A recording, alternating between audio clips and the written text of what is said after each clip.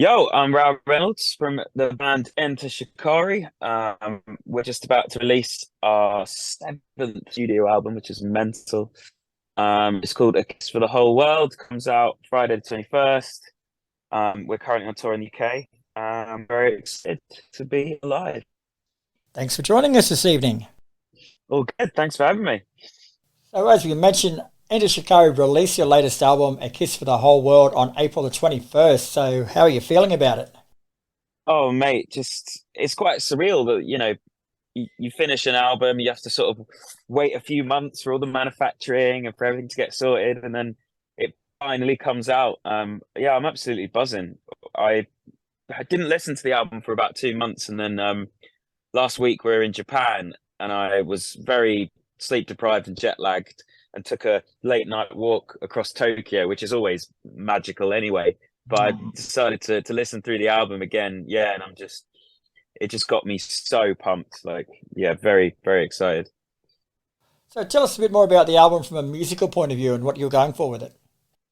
Well, basically, I stopped writing music over the sort of pandemic time. I think retrospectively, I realized that that happened for a few reasons, but one of the big reasons was that we weren't playing shows, and without that sense of human connection, without that sense of purpose, without just feeling that energy, it was like my brain just shut off and just said, "Well, if you can't share music with people, what's the point in writing it?"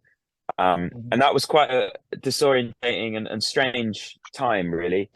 Um, and when we started playing shows again, I consequently felt like I could write music again. And the sense of relief, the sense of gratitude, the sense of excitement was just like absolutely palpable. So it kind of felt like a bit of a rebirth of the band. So the music is on this album is all very high energy, really quite sort of positive and hopefully empowering.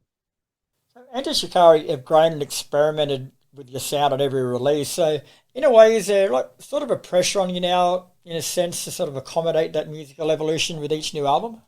Um, yeah, I suppose there is a pressure, but like we tend to sort of bat away any kind of external pressures because we put enough pressure on ourselves, I think, to like to keep progressing, Like for me, this band is a way of experimenting, a way of exploring music, of exploring emotions, exploring concepts, So there's always something new and exciting for me to sort of look at and write about. So I think there's enough, yeah, enough like impetus and drive from all of us to keep moving forward. Like we would be totally unhappy and inauthentic if we were just making the same album again and again.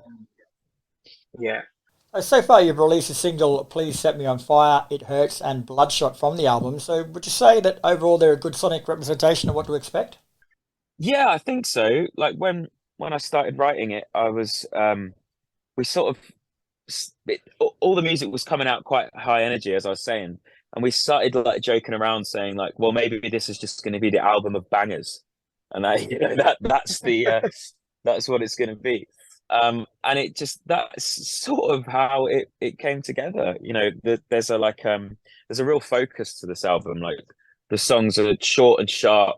We're not we sort of gained the confidence, I suppose, to like let a melody just take the floor and not feel that we have to throw a million things at it and layers and take every song on this frog journey. Like there's a lot more, yeah, a lot more focus on this record, and it's made for some great songs, I think.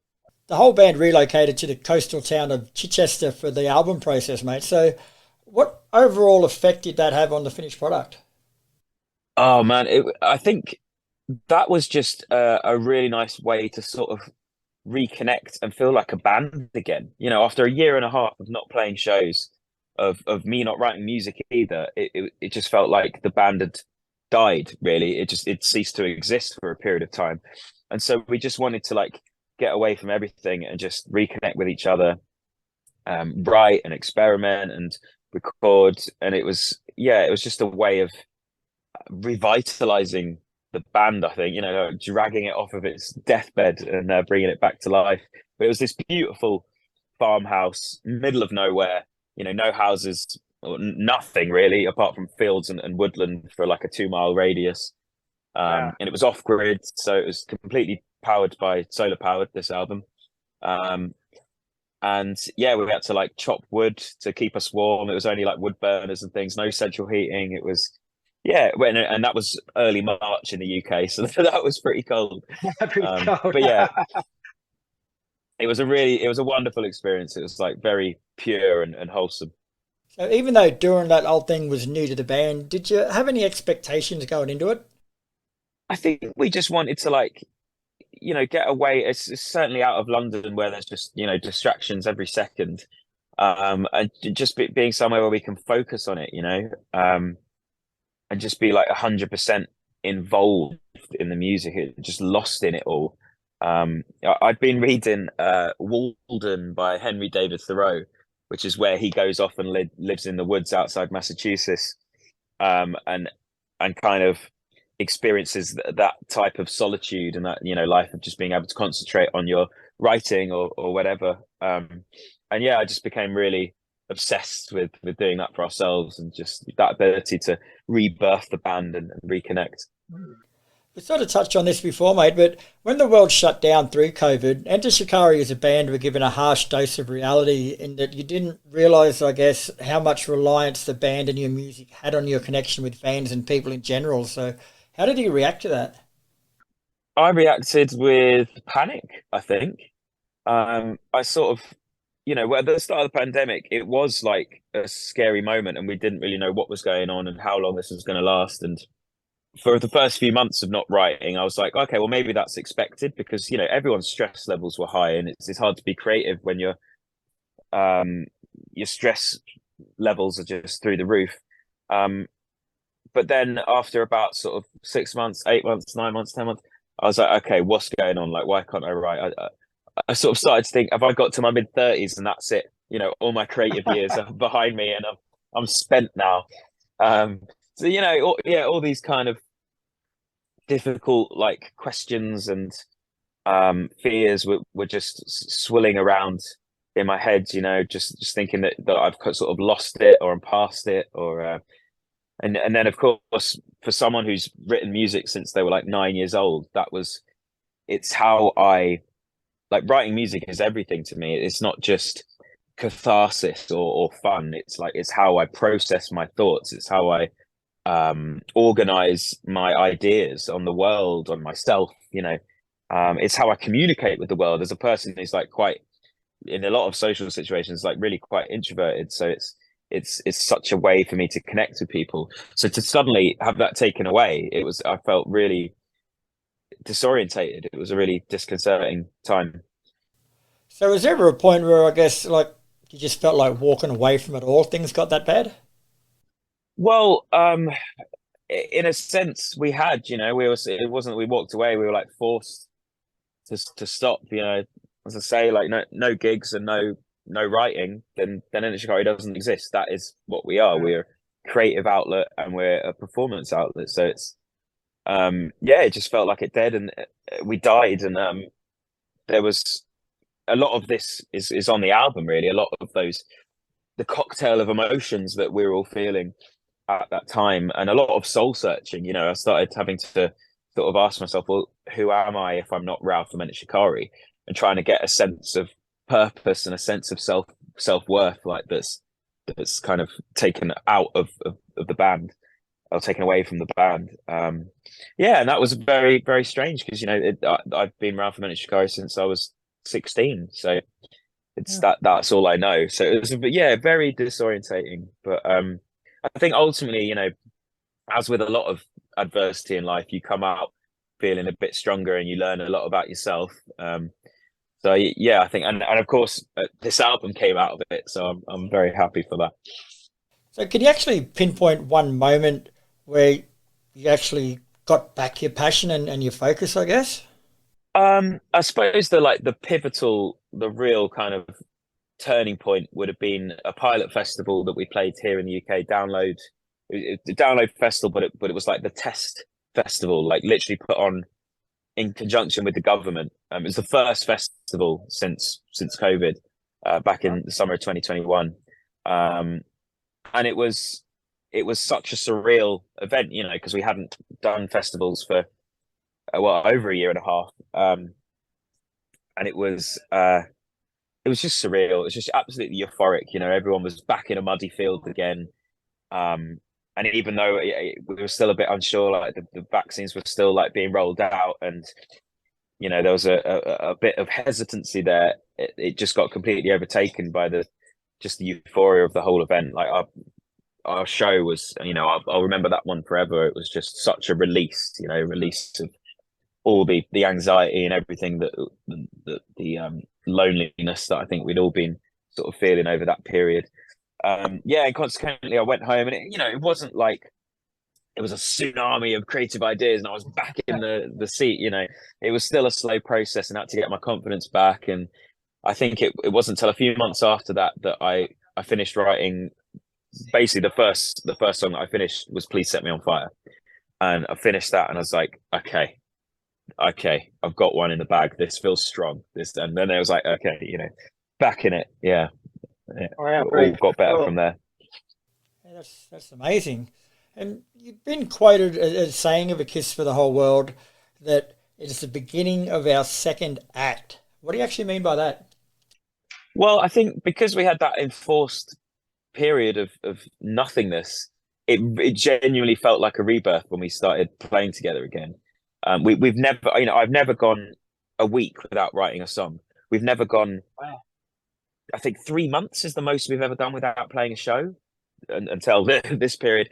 So like it all just felt so foreign to us, so odd that when we got back together, it really felt like we were just starting again.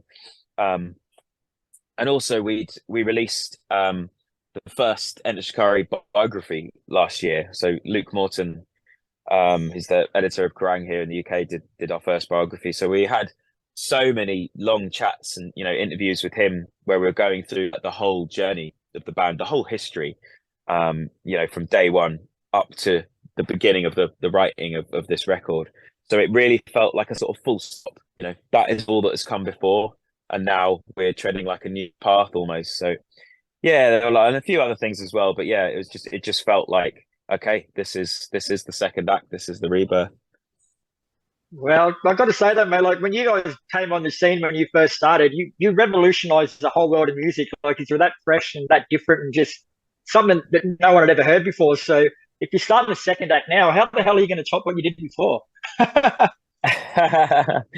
Well, thank you very much. I don't know. I mean, I think I've been thinking about this a lot, and especially over the pandemic period, like the whole idea of like having to strive for more and more success, or, you know, a better version of yourself. And it's very similar to sort of the rat race, you know, like we get to one level of success or wealth, or, you know, however it is that you measure success, and then you're satisfied for a brief moment of time, and then you look up and you go, right, next rung on the ladder.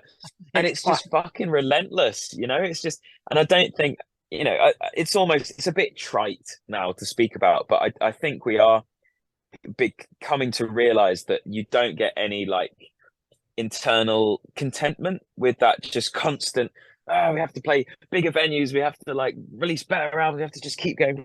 Like, I don't think there's much satisfaction in that game. So I think all we try and do is, like, as long as we're connecting with people, as long as we're conveying emotions that people can feel and people can like enjoy, or at least relish processing, that's the big thing for me, just human connection. Like, as long as we're doing that, and as long as we're happy with the tunes and the way we're progressing, then that's all that sort of should matter. You know, it's easier said than done, but yeah, that's what we're trying to concentrate on. Very cool. All right, Rou. Well, thanks very much for your time today, mate. A Kiss for the Whole World is out on April the 21st, and I've been lucky enough to have a listen before this interview, and it's another slab of masterpiece, mate. Like, you guys just keep delivering the goods. So congratulations, and hopefully we see you on this side of the world pretty soon. Hell yeah! Thank you so much. That means the world, mate. Thank you. Yeah, and we can't wait to get back to Australia.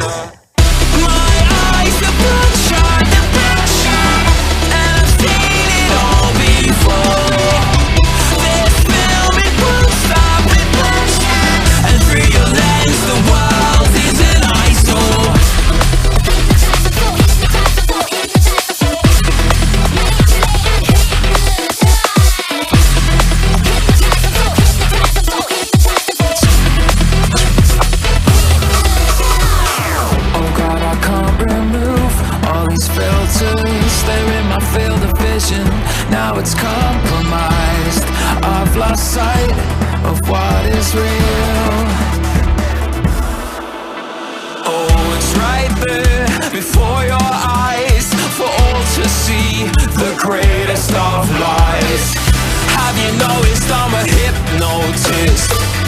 Have you noticed that you're going under? My eyes are bloodshot, and I've seen it all before. This film, it won't stop, and through your lens the world is an eyesore. I can hear the echoes fighting over black holes. I can see the future, I can hear you calling. My eyes are bloodshot, and through your lens the world is an eyesore. My eyes are bloodshot. I don't wanna lose everything we got. This film, it won't stop.